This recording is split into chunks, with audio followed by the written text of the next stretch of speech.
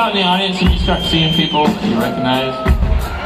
And you see people that, that come quite often. And, we've had Captain Crunch up here in the front row quite a bit, but he's not here this evening. But we do have Captain Rob over here. And Captain Rob comes to quite a few shows. And I just heard something that was pretty spectacular, is that the other night we were playing, where the hell was it? It was really hot. And somebody in the audience, a young fellow, passed out from heat exhaustion in the crowd, and Rob had met him prior to the show, and tell me if I'm paraphrasing here.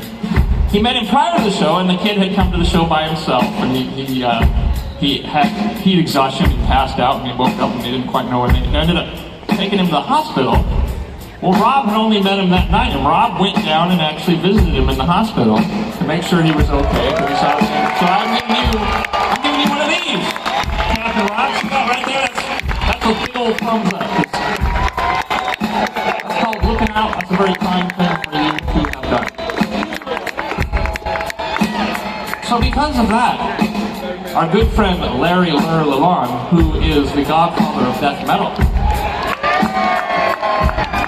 he's dedicating his solo this evening to you. So Lur, I want you to imagine that you're at a gig. Remember the old days when we used to go to gigs and stand there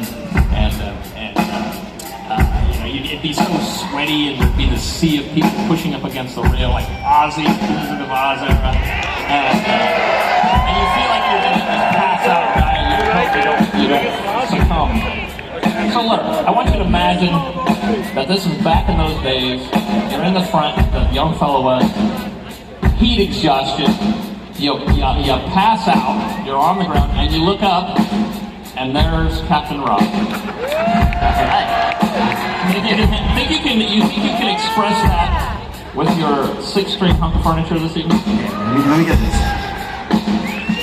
Alright, got it. Let's do it.